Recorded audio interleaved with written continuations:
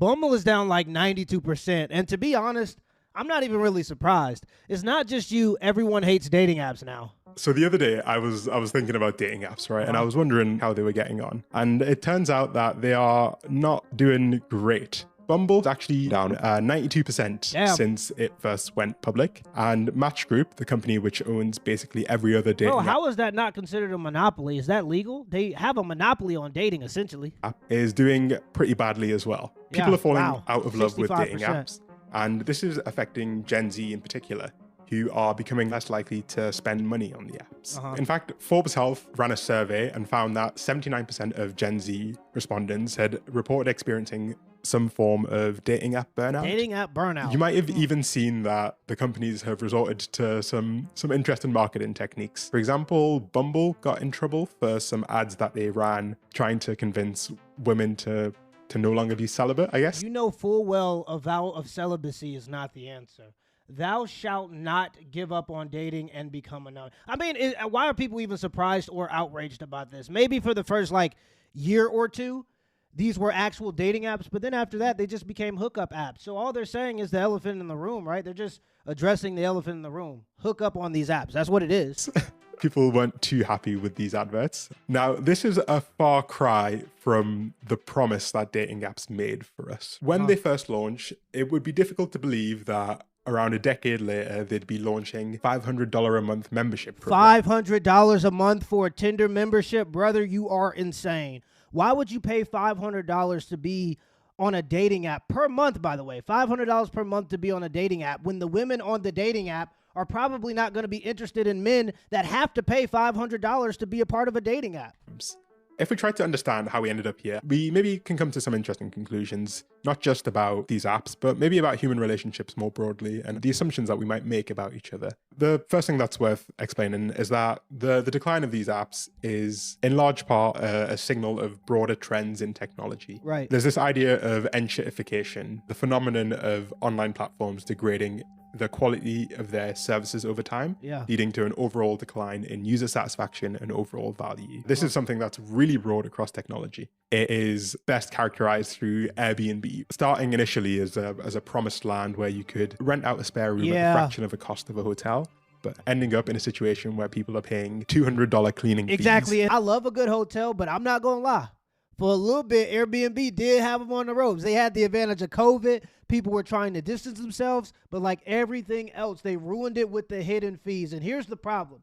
Usually when people get Airbnbs, they're doing it when they travel. And if I wake up at 8 a.m. after drinking with my buddies all night, I don't want to have to become a maid. And then once the world opened back up, people got sick of those hidden fees again, and they just went right back to hotels. Honestly, another generational fumble due to sheer corporate greed. And have curfews and service fees for a rental. The most egregious example of enshittification is BMW, who in 2022 launched a subscription to just unlock the heated seats that were already in the car. Dating apps are not immune to this problem, as fundamentally they are technology companies. Bro, I honestly think that should be illegal. I think if you buy a product, you should get everything that comes with that product. Why buy a product if they're just going to sell you a subscription to the same thing that you're supposed to own? Like, that doesn't make sense to me. I know Tesla's doing something similar to that now, where they're getting you to buy the car, and in order to get the upgraded versions, instead of you just paying like a lump sum to get the upgraded version of the software that's already in the car, you have to subscribe to it now, so you pay it per month. Isn't that crazy? I think that shit should be illegal. I think if you own something, you should get all of the features in the thing that you own. Most obvious manifestation of this enshittification is the idea that subscriptions are king. Yeah. I don't know if you know this, but Tinder actually has 3 separate subscription options on top of the $500 a month subscription plan. These look more like insurance plans than dating apps. Right. Dating apps have not become immune from this subscription mania, and their monetization strategy has led to them feeling more like a gacha game. Well, I mean, is it even surprising that the app is down 92%, right? As soon as I seen the info that the top 5% of men were getting 90% of all the likes, I knew that it was over for these apps, because that bottom 95% of men are the ones that are willing to pay for the app to exist. Like, don't get me wrong, especially when it comes to dating, there are a lot of guys that are willing to do pay to win, but I don't know how many guys are willing to do pay to lose. And when those 95% of guys realize that the game is kind of rigged, they're going to take their money and run. And that's why you see 92% of the stock price going down, right? If you don't know what a gacha game is, it's a game that uses like a loot box mechanic where players buy in-game currency and use it to gamble effectively. In fact, Tinder actually rolled out its own in-app currency that you could use to buy special features that would increase your chance of finding love. The Diddy coin is crazy. If you buying the Diddy coin, you in desperation. It's a very overt shift towards gamification, towards implementing game-like mechanics in a non-gaming environment. The literal CEO of the parent company of Tinder is a man named Bernard Kim, who was the former president of Zynga. If you don't know who Zynga are, they are the company that is responsible for all of the worst mobile games. You know, the ones that look like this, right? And it's no surprise that these mechanics have been transferred directly from mobile games, which are some of the most addictive games in the world, to dating apps. This idea of gamification, broadly put, is simply just driving engagement and driving usership, not by providing a service, but by hijacking your brain's reward circuitry and making you addicted to the app. Right, it's basically gambling, right? Rather than enjoying the app. As these apps have become increasingly gamified, people have responded much how they would respond to an actual game by trying to exploit the mechanics of the game. In the world of dating, this manifests as hinge hacks. So there's this whole world on TikTok, which I didn't know about, of people sharing techniques and tips that you can use to make your experience of using dating apps a little better. Some of these things include refreshing your Hinge feed by threatening to delete your account, which supposedly flags Hinge. It makes you way more likely to show up in other people's feed. Other people's decisions have been things like choosing to use AI wingmen to create a profile that is optimized for these algorithms. Enshittification isn't necessarily a complete explanation, though, because despite the fact that many other services in technology have been getting worse and worse, the companies seem to still be doing great. I know I just said that there aren't that many guys that are willing to do like a play to lose type of game, but there's always the guy at the carnival that thinks that they can beat the carnival game, right? Like most people go up, they got their girlfriend with them, they see a teddy bear, they spend $12 to play this game.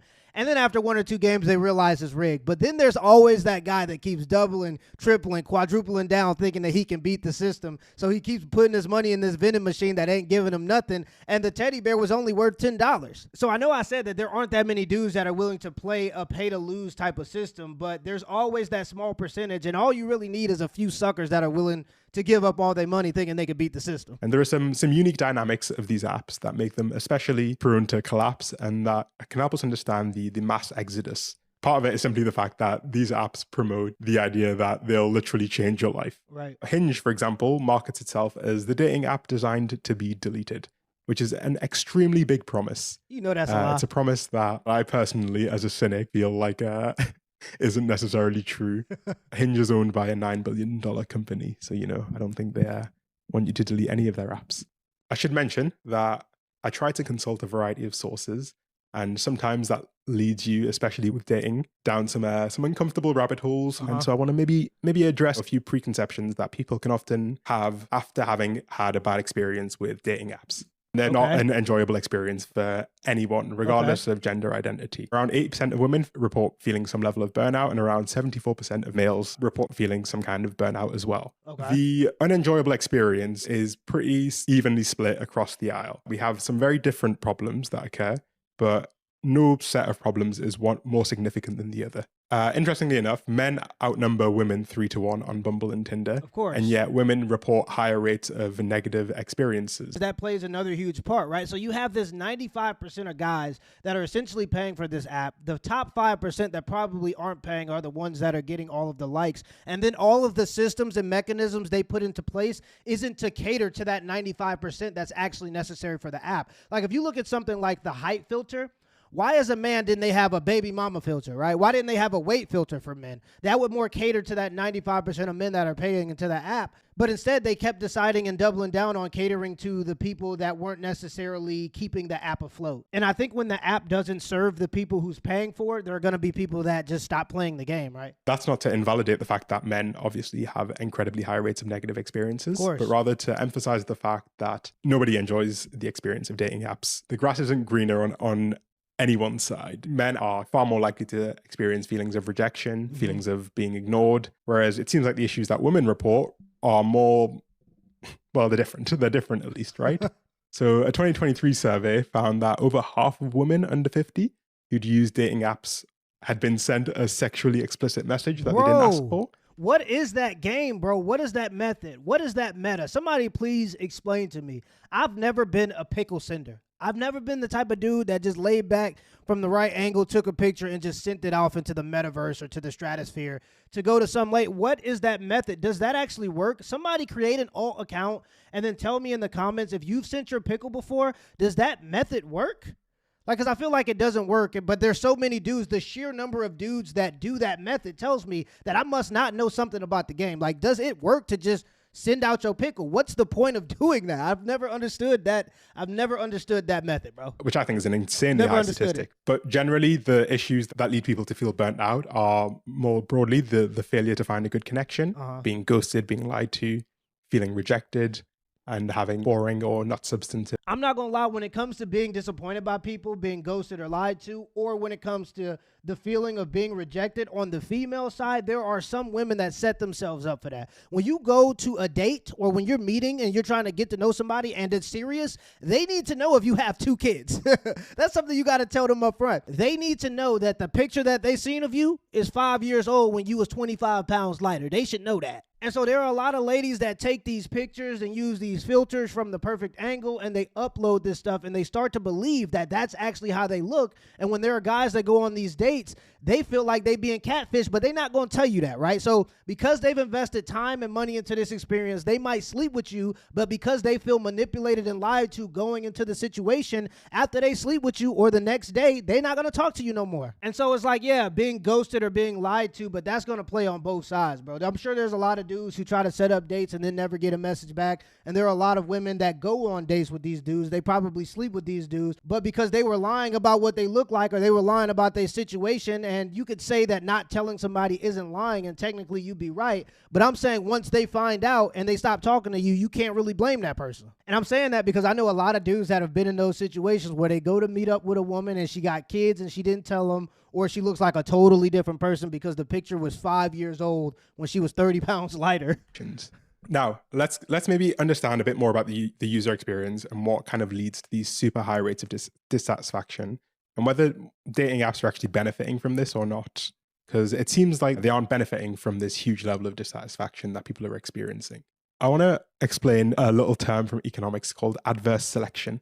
Planet Money wrote a little piece explaining how adverse selection might be an important factor in understanding why dating apps have gotten so bad lately. It's possible that dating apps face adverse selection. Basically, a new app starts up and hopeless romantics looking for real love begin flocking to it. Okay. But so do sleazy types who lie on their dating profile. Over time, the earnest daters go on a bunch of bad dates, encountering people who have no interest in real relationships or whose profiles are completely misleading. Like lemons driving good cars out of the used car market, maybe sleazeballs push great catches out of dating apps and ultimately ruin the quality of the whole app experience.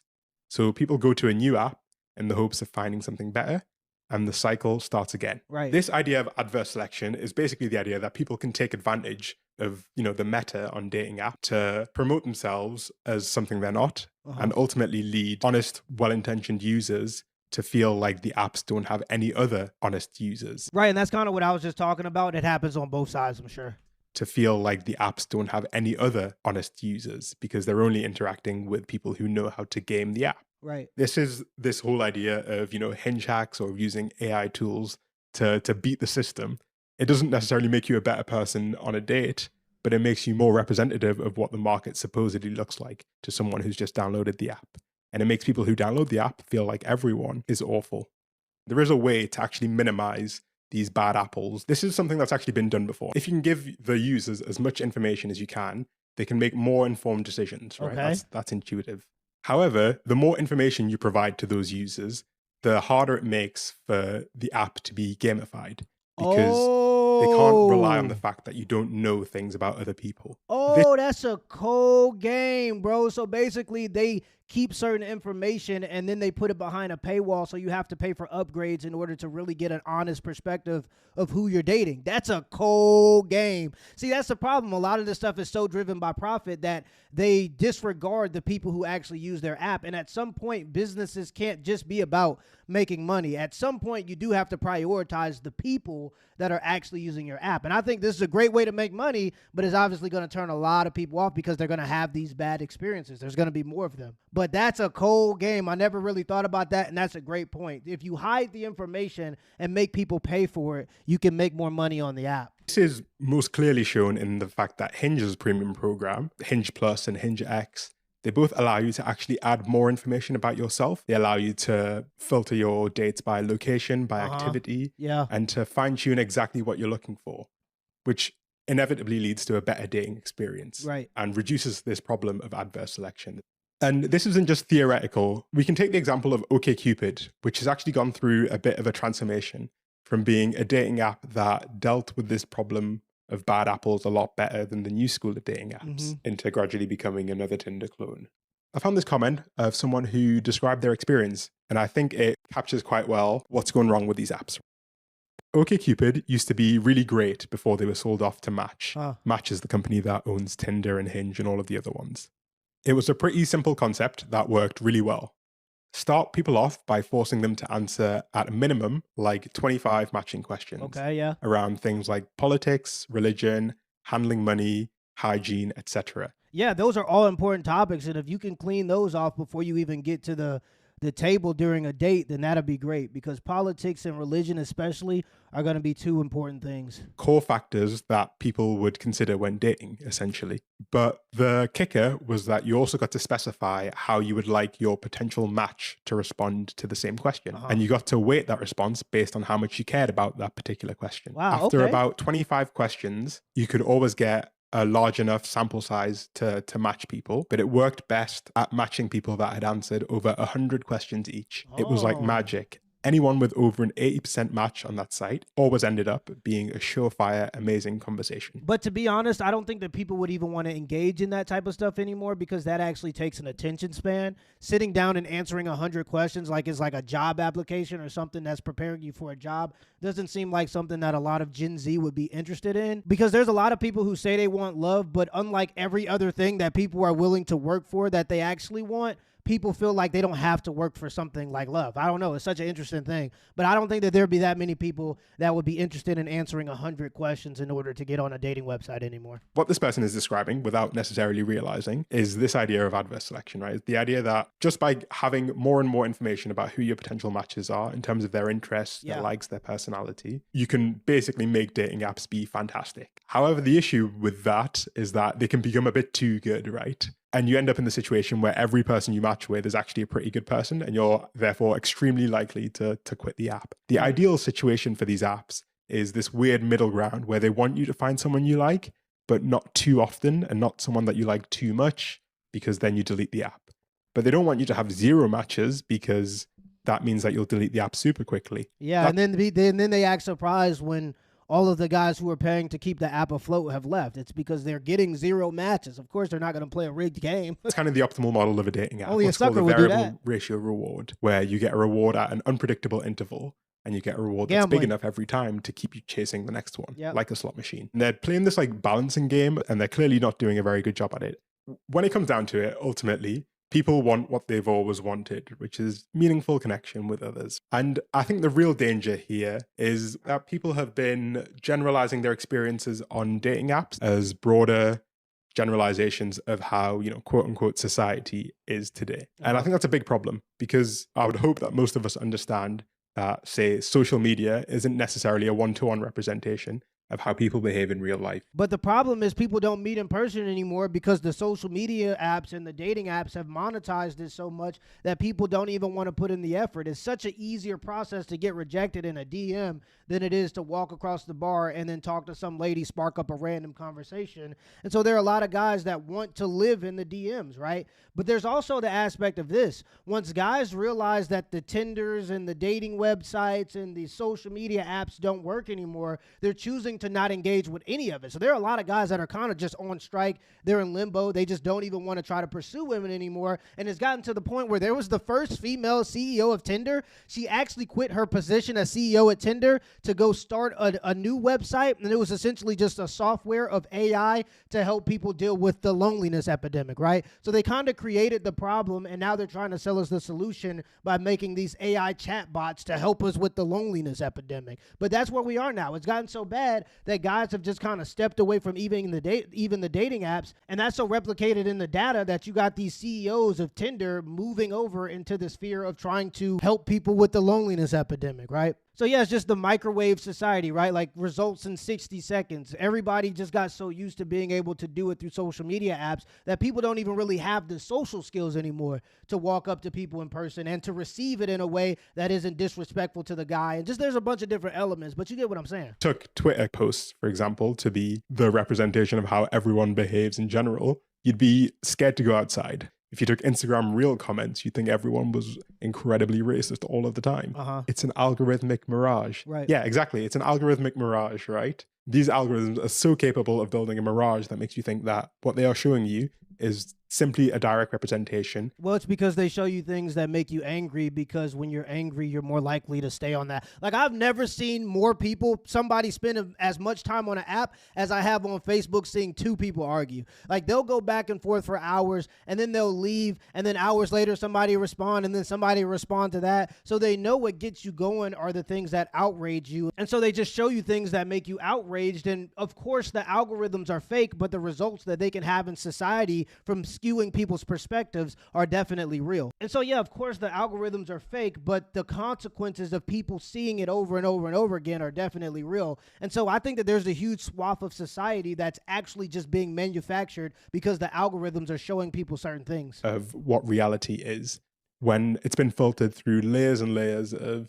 algorithms and psychology in order to fundamentally change how you interact with it. Yeah. The good thing that we can take home from this is that people are ultimately voting with their wallets, which is by far one of the most effective ways you can actually create change. Exactly. There's a big trend, you might have seen it, of run clubs now. A lot of people are joining run clubs in order to find love. And this to me is ultimately a good thing. It means that people are actually choosing to create their own alternatives, which is exactly what we need right now. There is many, many angles you can approach this from, but ultimately the biggest reason they're doing so badly is that they're not providing the service that they promised. The collapse of dating apps doesn't mean the collapse of romantic love. It means that it's actually going to spread a bit more towards the places where it needs to be, towards these organic spaces. Well, I hope people don't black pill and really feel so discouraged that they stop trying. And we have to all realize that it really is just them damn phones. The reason why you sad because you're not sleeping enough, it's the phone. The reason why you mad at your aunt or uncle because they said something you don't agree with politically, it's the phone. The reason why people aren't dating anymore, it's the phones. It really is, bro. It's them goddamn phones. Let me know in the comments below if this video is a WRL and give me the HBO special. That's a Brother Out special. Hit the like and the subscribe button for more content.